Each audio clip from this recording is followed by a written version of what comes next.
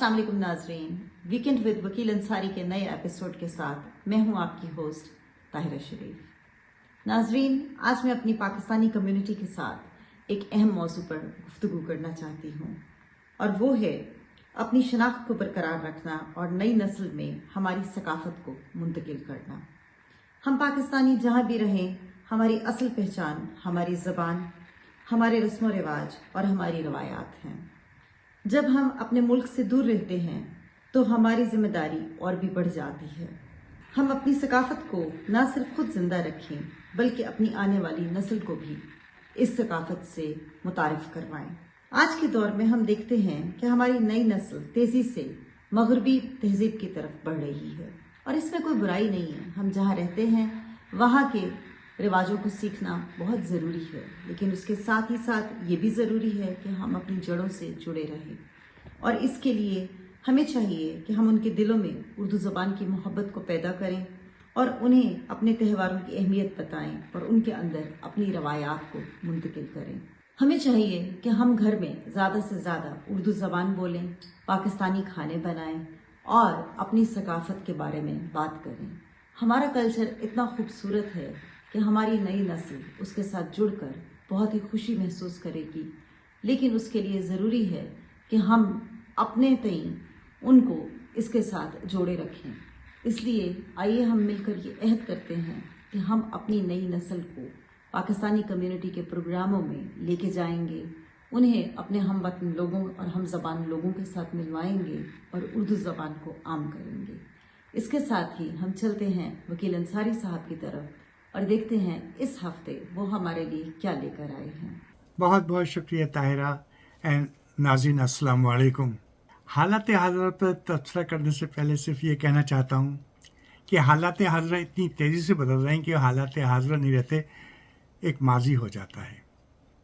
बहुत कुछ हो रहा है, बहुत तेज़ से हो रहा है और मेरा ख्याल ये है कि तब्दीली तो लाई जा रही है, लेकिन तब्दीली हमेशा वही मुनासिब होती है कि तब्दीली वक्त के साथ साथ बतदरीज आए। तब्दीली लागू नहीं की जाती, तब्दीली आती है। अगर कोई ज़बरदस्ती तब्दीली लाई जाए तो माशरे में खौफ व हरास फैल जाता है। इस वक्त हम ये देख रहे हैं गैर कानूनी अफराद को बेदखल करना, जिनके केसेस चल रहे हैं इमिग्रेशन के, इस वक्त उससे माशरे में बहुत ज़्यादा खौफ व हरास है, ख़ासतौर पर बड़े शहरों में, क्योंकि गैर कानूनी अफराद के एक बहुत बड़ी तादाद यहाँ काम करती है जो हमारी मईशत का हिस्सा है। बहुत सी जगहें खाली हो रही हैं, बहुत से बाज़ार खाली हो रहे हैं, रेस्टोरेंट बंद हो रहे हैं, बहुत कुछ हो रहा है। तब्दीली, जैसा कि मैंने कहा, एक अच्छी चीज़ है। इस वक्त जो आ रही है उससे एक माशरे में खौफ व हरास है और वो माशरा कभी भी तरक्की नहीं करता जिस माशरे में खौफ व हरास हो। थर्ड वर्ल्ड कंट्रीज़ में हमने ये चीज़ें देखी हैं, भुगती हैं और हम जानते हैं कि उन माशरों में क्या मसाइल पैदा हो जाते हैं। अमरीकी माशरा एक आज़ाद माशरा रहा है, यहाँ हर किस्म की आज़ादी है, बोलने की आज़ादी, बात करने की आज़ादी। यकीनी तौर पर जो गैर कानूनी अफराद हैं उनको गिरफ़्तार करना चाहिए, जिन्होंने जराइम किए उनको गिरफ़्तार करके और दूसरे मुल्कों में भेजना चाहिए। ये सब कुछ होना चाहिए और इसके लिए मेरा ख्याल है पूरी आवाम तैयार है। लेकिन मसला सिर्फ गैर कानूनी अफराद की गिरफ़्तारी, उनको भेजना बाहर नहीं है। मसला ये भी गवर्नमेंट ऑफिस के अंदर बहुत बड़ी तब्दीली लाई जा रही है। गवर्नमेंट मुलाजमीन से कहा जा रहा है कि आप लोगों को रिज़ाइन दे देना चाहिए, उसके बदले उनको शायद कुछ पैसे दिए जाएं। तो इतनी तेज़ी से तब्दीली लाने का मतलब ये है कि वाकई क्या हम बहुत पहले से इसकी तैयारी कर रहे थे, या ये 2-3 महीने में हमने एक सिस्टम बनाया और इतनी तेज़ी से तब्दीली लेके आ रहे हैं। मैंने जैसा कि कहा, किसी माशरे में खौफ व हरास नहीं होना चाहिए। आज कोई ऐसा महकमा नहीं है इस वक्त जो कि वाकई अफरा तफरी का शिकार ना हो। हर शख्स ये कह रहा है किसी को नहीं पता कि कल क्या होने वाला है, क्या ऑर्डर आने वाला है, क्या सिस्टम आने वाला है। ये चीज़ें कभी भी देर पर नहीं होती। बहरहाल अल्लाह करे, और दुआ ये है कि अल्लाह करे ये चीज़ें अगर मुनज़्ज़म तरीके से की जा रही हैं और इससे हमारा माशरा बेहतर होता है, हमारी मईशत बेहतर होती है और हमारा अमेरिका वंस अगेन दुनिया का नंबर 1 मईशत हो जाती है, तो बहुत अच्छी बात है। लेकिन हालात और वाक़यात ये बताते हैं कि ऐसा नहीं होता। जो अफराद ऐसा कर रहे हैं, अल्लाह करे कि कामयाब हो। अमेरिका बहुत बड़ा मुल्क है, 11 लाख अफराद का यहाँ से अचानक निकालना बहुत मुश्किल है। بلا شبہ آپ نکال رہے ہیں، بلا شبہ فوج کا استعمال ہو رہا ہے، فوجی جنگی جہازوں کا استعمال ہو رہا ہے بہت بڑے تعداد میں۔ واقعات تو بہت سارے ہیں، اور شاید آپ ہمارے اسی پروگرام میں ہمارے عتیق صاحب سے سنے بھی کہ کیا کچھ ہو رہا ہے۔ لیکن میں یہی کہنا چاہوں گا کہ یہ امریکہ ایک خوبصورت اور آزاد معاشرہ ہے، بولنے کی آزادی، آنے جانے کی آزادی، گھومنے پھرنے کی آزادی۔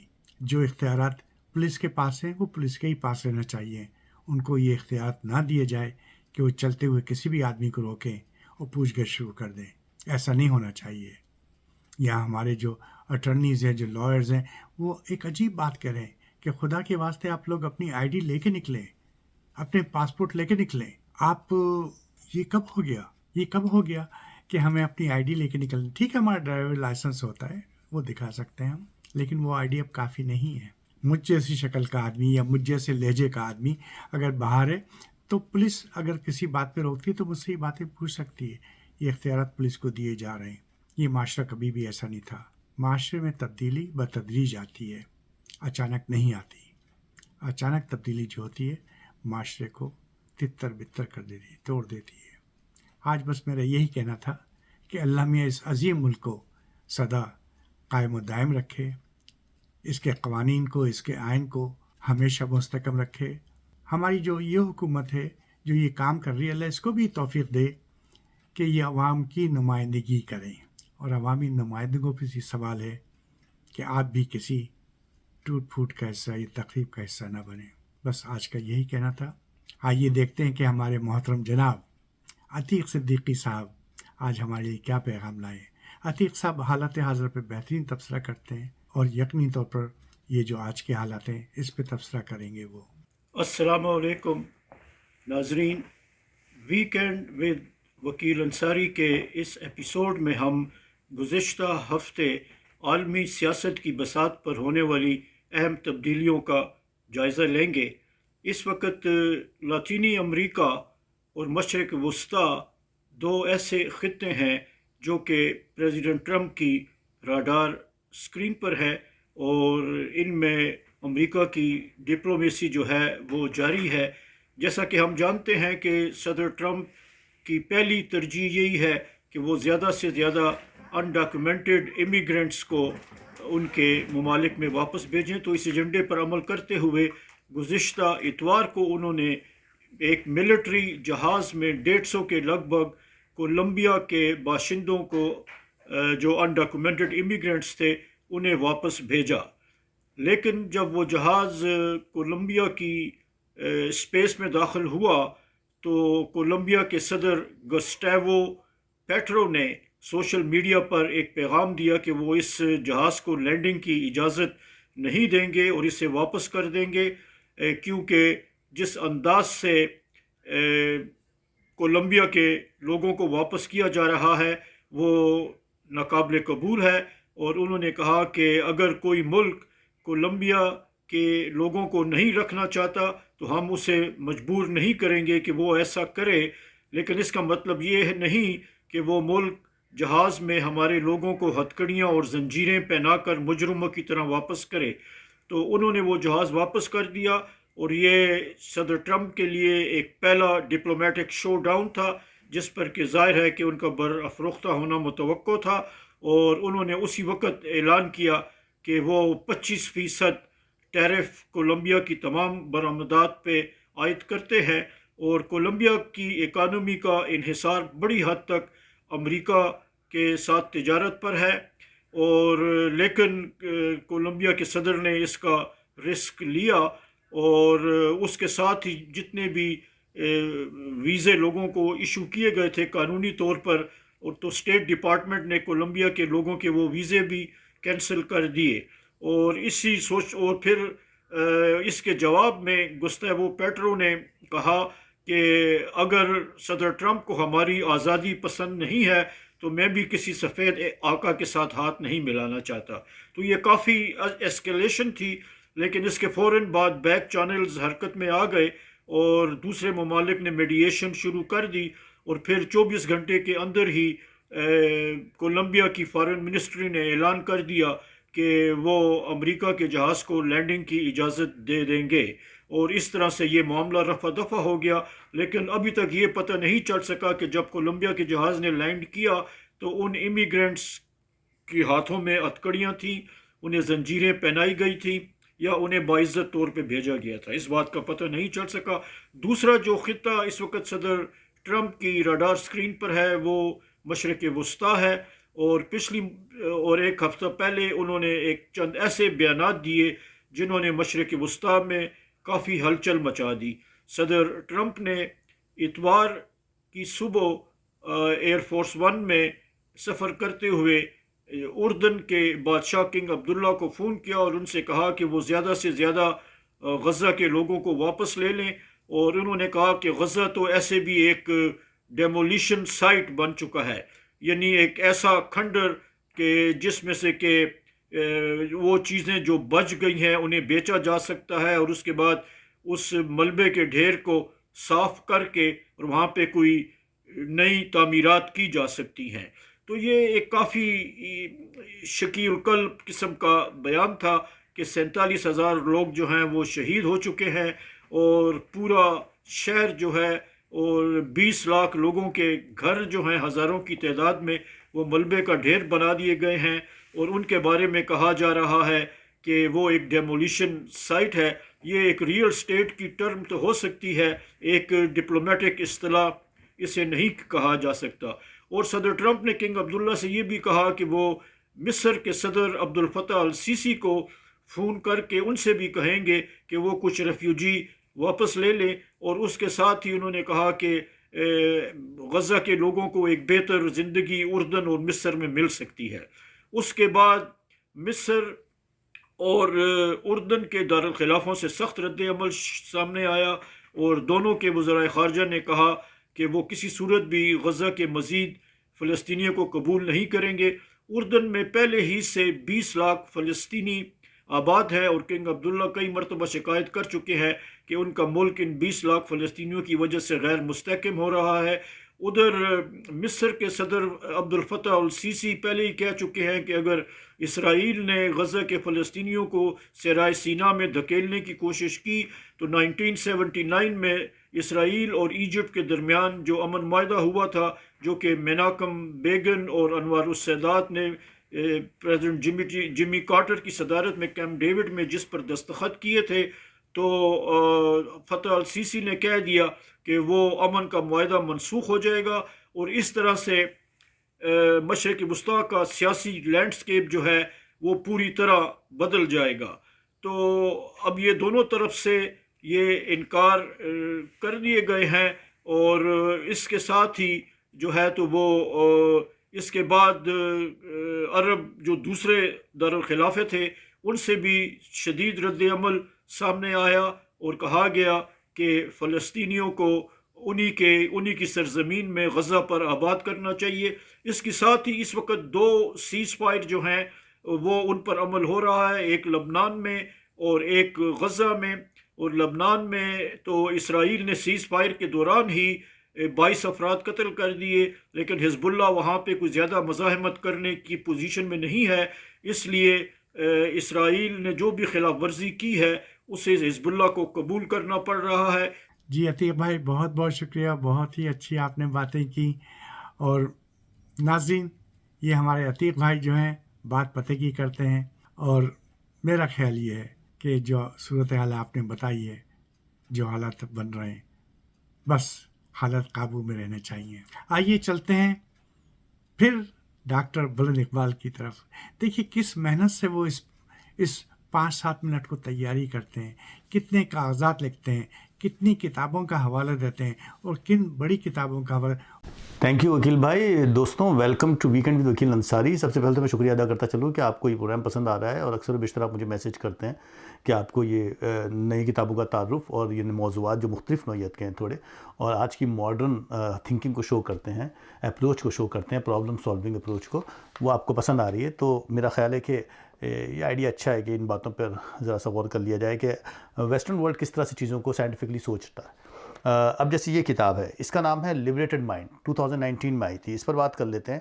اس کتاب کے اندر انہوں نے سائیکالوجیکل فلیکسیبلٹی جو ہے وہ کس طرح ڈیولپ کی جائے اس پر بات کی ہے۔ سائیکالوجیکل فلیکسیبلٹی کے اندر انہوں نے بتایا ہے کہ اصل میں جو ہماری زندگی ہے اس میں بہت سارے اسٹریسز ہیں، انگزائٹی ہے، ٹینشنز ہیں، وہ کس طرح سے ڈیل کی جائے، کس طرح سے اس میں سے ہم ایسا راستہ نکالیں کہ ہماری زندگی زیادہ بہتر ہو جائے۔ Acceptance and commitment therapy, ACT، یہ ایک طرح کی تھراپی ہے جو ہمارے اسٹیو ہیس نے ڈیولپ کی، جو کہ پروفیسر ہیں سائیکالوجی کے، انہی کی کتاب ہے لبریٹڈ مائنڈ۔ انہوں نے اس طرح کی کوئی 46 کتابیں لکھی ہیں، 46 بکس، اور ان کے 600 سے زیادہ سائنٹیفک پبلیکیشن آ چکی ہے۔ اس میں یہ بتاتے ہیں کہ ہم کس طرح سے اپنی پرسنل ویلیوز کو گائیڈ کر سکتے ہیں زندگی کے مشکل مسائل کے وقت، زندگی میں جو ہمارے پرابلمز آئی ہوئی ہوتی ہیں، جو ڈسکمفرٹس، جو ایموشنل پرابلمز، جو انگزائٹی، جو اسٹریس آ رہی ہوتی ہے، اس کو ہم اپنی پرسنل ویلیوز کے لحاظ سے کس طرح سے ڈیل کر سکتے ہیں۔ اسی کو انہوں نے نام دیا ہے سائیکالوجیکل فلیکسیبلٹی۔ سائیکالوجیکل فلیکسیبلٹی کس طرح سے ڈیولپ کی جا سکتی ہے۔ پہلا پوائنٹ کیا ہے؟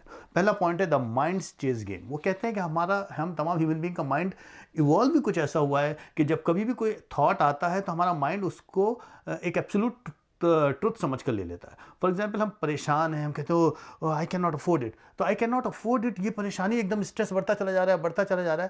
وہ کہتے ہیں کہ آپ کا مائنڈ اس کو پازیٹیو ڈائریکشن میں لے لیتا ہے، اسی ڈائریکشن میں کہ وہ سمجھتا ہے کہ کوئی پرابلم آ گئی ہے۔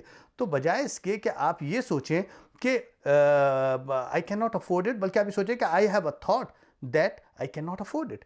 اب یہ کہتے ہیں ایک چھوٹا سا مینٹل شفٹ ہے، اگر آپ اس طرح سے مینٹل شفٹ لے لیں گے تو وہ چیز ایک پاسنگ مینٹل ایونٹ بن جائے گی، وہ چیز ایبسولوٹ پرابلم نہیں بن پائے گی۔ یہ بات بالکل ایسے ہی ہے کہ جیسے نیکسٹ پوائنٹ میں کہتے ہیں be the sky not the weather, یعنی آسمان بنو، ویدر مت بنو۔ Weather is just like a emotion. For example جیسے کہ اسٹرامی ہوتا ہے، کلاؤڈی ہوتا ہے، وہ تو آئے گا، آپ کے ایموشنز تو اچھے برے آئیں گے، لیکن آپ اسکائی کی طرح رہیں، آپ اس کو دور سے دیکھیں۔ آپ فار ایگزامپل آپ کی جاب کا کرائسس آئے گیا، آپ کے باس نے آپ پر ڈانٹا اور آپ کو کہا کہ آپ کو نکال دے گا۔ اب آپ اس کو یا تو سیلف کرٹیسزم کے طور پر لے لیں اور زندگی میں اسٹریس کریٹ کر لیں، یا پھر آپ اس کو وائڈر پرسپیکٹ پہ سوچیں کہ یہ ایسا کیوں ہوا اور اسے کس طرح سے میں ہینڈل کروں۔ تو اب کیا ہوا کہ آپ نے اپنے آپ کو اس سے دور کر لیا، اور اس کے بعد اس پورے اسٹارم کو دیکھا، اس پوری انگزائٹی کو دیکھا جو آپ کے اندر ڈیولپ ہو رہی ہے۔ تو کہنے کا ان کا مطلب یہ ہے کہ ایک طرح کی آپ کے اندر ایک سپر پاور ڈیولپ ہو جاتی ہے، یہ سوچ کے کہ آئی ایم اینکشیس، یا پھر یہ سوچنا کہ I am experiencing anxiety right now. ان دونوں باتوں میں بڑا فرق ہے کہ I am experiencing anxiety right now, why? اب یہ آپ انالیسس میں چلے گئے۔ آئی ایم اینکشیس تو وہ تو پھر آپ پہ چڑھ جائے گی۔ تو ان کا کہنے کا یہاں پوائنٹ یہی ہے کہ your thoughts, your emotions, your experiences آپ کو ڈیفائن نہ کریں، بلکہ آپ کی اویئرنیس آپ کو ڈیفائن کرے کہ آپ اس تھاٹ کو، اس ایموشن کو اور اس ایکسپیرینس کو سمجھ رہے ہیں، اس کو انالائز کر رہے ہیں، اس طرح سے آپ اس کو لیں۔ فار ایگزامپل گھر میں جھگڑا ہو گیا، چیخ رہے ہیں، چلا رہے ہیں، تو آپ اس اسکیلیٹنگ کے حصہ بن گئے، آپ اس کا حصہ نہیں بنے۔ آپ دور ہٹ کر مائنڈفلنس ہو کر سوچیں کہ ایسا کیوں ہو رہا ہے، اس پین، اس ایموشن کو فیل کریں، اس کے بعد طے کریں کہ کیا اسی طرح سے رسپانس کرنا تھا۔ اگلا پوائنٹ ہے پین ایز اے ٹیچر۔ بڑی چھوٹی سی اور امپورٹنٹ مثال ہے کہ آپ کوئی ہیوی سی چیز اٹھا لیں، کچھ دیر کے بعد آپ کیا کرتے ہیں، اس کو خرید لے آتے ہیں، کیونکہ آپ بہت دیر تک ہاتھ کو اسٹریچ نہیں کر سکتے۔ تو یہ کہتے ہیں بالکل ہیومن جو ڈسکمفرٹ والا ایکسپیرینس ہے نا، ان کا پین ایسا ہی ہوتا ہے۔ جب آپ اس کو اپنے سے قریب کر لیتے ہیں نا، تو پھر وہ درد کم ہو جاتا ہے۔ اس درد کو کم کرنے کے لیے اپنے سے قریب لے آئے۔ فار ایگزامپل ایک خاتون ہے، ان کی دوستی خراب ہو گئی ہے یا ان کی ریلیشن شپ ٹوٹ گئی ہے، اب وہ اس درد کو محسوس کرتی ہے کہ بہت تکلیف ہوتی ہے، تو میں اپنے آپ کو مصروف رکھوں۔ مصروف رکھنے سے درد ختم نہیں ہوگا۔ بہتر ہوگا کہ آپ یہ بات محسوس کر لیں کہ مجھے درد اس لیے ہو رہا ہے کیونکہ میں نے اس کو، میری وہ کور ویلیو تھی، اس لیے میں سمجھتی ہوں کہ مجھے درد ہو رہا ہے، نہیں کہ I am doing something that matters to me. یہ جو انگزائٹی مجھے ہو رہی ہے وہ اس لیے ہو رہی ہے کیونکہ وہ میٹر کر رہا تھا، تو اب میں انالائز کر رہی ہوں۔ تو ایموشنل پین کو اسی طرح سے لینا چاہیے، اس کو انالائز کرنا چاہیے، ریدر دین کہ آپ اسے دور ہٹ کر اس کو دیکھیں۔ تو یہ انہوں نے یہاں پر کہا کہ آپ ہمیشہ اپنی یہ جو اور اس کے بعد جو سینسیشن آ رہی، جو پرسنل، فار ایگزامپل اگر آپ اسٹیج کانشیس ہیں، یا پھر آپ کو اسٹریس انگزائٹی ہوتی ہے، سوشل انگزائٹی ہوتی ہے، آپ کو بٹرفلائی آنی شروع ہوتی ہے اسٹومک کے اندر، یا سینے میں ایک دم ٹائٹنس ہوتی ہے، یا ہاتھ کانپ رہے ہوتے ہیں اسپیچ کے دوران، آپ کو پتہ ہے کہ وہ فزیکل سمٹمس آئیں گی، وہ فزیکل سمٹمس آئیں گی، تو آپ سمجھ لیجئے کہ ان فزیکل سمٹمس کو میں ایکسپیرینس کرنے والی ہوں۔ تو آپ کہیں گے oh stress anxiety, oh hello my old friend, welcome back. اب آپ نے ایک فرینڈلی اس کو رسپانس دیا، تو اب کیا وہ اس کی شکل بدل گئی ہے۔ اگلا پوائنٹ ہے building your inner compass. Building your inner compass کا مطلب یہ ہے کہ کون سی چیزیں جو آپ کے لیے ویلیو کرتی ہے۔ اس کے لیے بڑی اچھی اگزامپل دی انہوں نے کہا کہ اگر آپ 90 سال کے ہو گئے، آپ کی سالگرہ ہو رہی ہے، آپ کیا چاہیں گے کہ لوگ آپ کو کس طرح سے دیکھیں؟ آپ کی سکسیس، آپ کی اچیومنٹ، اصل بات یہ نہیں ہے. وہ دیکھیں گے آپ کی زندگی کیسے رہی, آپ نے لوگوں سے بڑھتے کیسے, آپ نے اپنی زندگی کو کس طرح سے ان کے ساتھ آپ کا برتاؤ رہا, انٹریکشن رہا, آپ نے کیا ان کو نوازا اپنی ساری زندگی میں, کس طرح سے آپ ان کے ساتھ شیئر کرتے رہے چیزوں کے اندر, جو بھی آپ کی کیپیسٹی تھی اس کے لحاظ سے آپ کس طرح ان کے کام آئے. تو کہنے کا مطلب یہ ہے کہ کون سی چیز ہے جو آپ کو خوشی دیتی ہے, اس بارے میں آپ سوچیں, اپنے کمپاس کو ڈیولپ کریں, انر کمپاس کو بلڈ کریں. برنگنگ کریٹیوٹی, وہ آپ کو خوشی دیتی ہے. Helpfulness to whatever we do, یا پھر ایکسپلورنگ آئیڈیاز آپ کو خوشی دیتی ہے, یا پھر stand up for the right things آپ کو خوشی دیتی ہے, یا پھر کریٹنگ سم تھنگ نیو. جو بھی چیز آپ کو خوشی دیتی ہے, جو بھی آپ کی کوالٹی ہے, جو بھی آپ کی کور ویلیو ہے, اس کو ڈیولپ کریں. بجائے اس کے کہ آپ اب یہ سوچیں کہ میری کامیابیاں کیا تھیں اور میں 90 سال کا ہو گیا ہوں, اس کی ویلیو نہیں ہے. آپ کی زندگی کی کس طریقے سے پورا پریکٹس تھی, وہ ویلیو ہے. تو یہ کہتے ہیں کہ انر کمپاس کو ڈیولپ کریں. اب اس کے بعد آخری پوائنٹ ہے کہ جب مائنڈ شفٹ ڈیولپ ہو گیا, جب آپ فلیکسیبلٹی کو سمجھ گئے, جو پرسنل فلیکسیبلٹی آپ نے ڈیولپ کر لی, اس کو اسٹرانگ کر لیا, آپ سمجھ گئے کہ ایموشن کے کلاؤڈس کو کیسے ڈیل کرنا ہے. اس کے بعد آپ نے اپنا ایک کمپاس بھی ڈیولپ کر لیا کہ آپ کی کور ویلیو کیا ہے. تو اب ٹائم ہے ٹرانسفارمیشن کا, اب ٹائم ہے اسٹیپس کا, اب ٹائم ہے کہ اب آپ موو آن کریں. آپ کے اندر کانفیڈنس نہیں ہے, آپ تھوڑا سا اسٹیپ لے لیں. اس کے بعد دیکھیں, زندگی کے اندر کامیابیاں جو ہوتی ہیں نا, وہ لینئر شیپ میں نہیں ملتی. اسٹیپس یا ایکشن ہمیشہ لینئر فارم میں نہیں ہوتے ہیں, کبھی کبھی بہت تیزی سے آتے ہیں, کبھی آپ کو اسٹیپ ڈاؤن, کبھی پیچھے ہٹنا پڑتا ہے. تو کہنے کا مطلب یہ ہے کہ کبھی آگے بڑھ کر, کبھی پیچھے ہٹ کر, لیکن اپنے آپ کو اسٹیپ اپ کرتے رہیں, آگے بڑھتے چلے جائیں. مینٹل فلیکسیبلٹی کے ساتھ جائیں, مینٹل ایموشنز ڈسکمفرٹ کو ساتھ لے کر جائیں, اس کو پیچھے چھپا کر نہ جائیں, اپنے آپ کو آگے اور اس کو پیچھے نہ لے کے چلے جائیں. تو یہ کہتے ہیں کہ اس میں جو امپورٹنٹ بات ہے کہ پرسنل فلیکسیبلٹی کس طرح ڈیولپ ہونی ہے. What matter to you, number 1 point. Number 2, what small steps could move you in that direction. کون سے اسمال اسٹیپس ہیں جو تمہیں اس ڈائریکشن میں لے کے چلے جائیں گے. what thoughts اور feeling might show up along the way. کیا تمہیں تھاٹس آ سکتے ہیں اور تمہیں پتہ ہے کیسے ڈیل کرنا ہے ان کے ساتھ. اور آخری point, how can you carry them while staying in motion. جب تمہارے ساتھ وہ ایموشنس آ جائیں گے تو تم انہیں کیسے لے کے ساتھ چلو گے. مجھے امید ہے کہ آپ کو مزہ آیا ہوگا آج کے پروگرام میں. ابھی مجھے اجازت دے دیجیے, پھر حاضر ہو جاؤں گا ایک نئے موضوع کے ساتھ. میں ایک بار پھر شکریہ ادا کرنا چاہتا ہوں کہ آپ لوگ اسے پسند کر رہے ہیں. اپنا خیال رکھیے گا. Thank you. تو بہت بہت شکریہ بلند اقبال, بہت اچھے پوائنٹس آپ نے اٹھائے اور ماشاءاللہ سیر حاصل گفتگو کی. ڈاکٹر بلند اقبال صاحب, بہت شکریہ. اگر آپ نیو یارک میں ہیں اور نیو یارک کے علاقے لانگ آئلینڈ میں ہیں, اور اگر ویلی اسٹریم کے قریب ہیں اور آپ کو کسی کار کی مرمت کی ضرورت ہے, تو ہمارے بہت پیارے دوست جناب فاروق صاحب کا یہ کار میکینک شاپ ہے. بہت پیارے انسان ہیں, بہت خدمت گزار انسان, کمیونٹی کی جانی پہچانی شخصیت ہیں. ان کی گراج کا نام ہے سینٹرل ایونیو آٹو ریپیئرز, اور فاروق صاحب ہوتے ہیں 227 نارتھ سینٹرل. ان کا ٹیلی فون نمبر ہے 5165610707. ان کو کہیے گا وکیل انصاری نے بھیجا ہے, یقین طور پہ وہ آپ کی خدمت کے لیے تیار ہیں. اس کے ساتھ ہی ناظرین, پروگرام کا وقت ختم ہوا چاہتا ہے. اپنی ہوسٹ طاہرہ شریف کو اجازت دیجیے. ملتے ہیں اگلے ہفتے ویکینڈ ود وکیل انصاری کے ایک نئے ایپیسوڈ کے ساتھ. اور جاتے جاتے آج کی اچھی بات یہ ہے کہ ہم انگریزی بولنے کے ساتھ ساتھ اپنے گھروں میں اردو زبان کو بھی عام کریں گے, کیونکہ اردو زبان ایک بہت ہی خوبصورت زبان ہے اور وہ ہماری پہچان ہے. اپنا بہت خیال رکھیے گا, مجھے بھی دعاؤں میں یاد رکھیے گا. اللہ حافظ.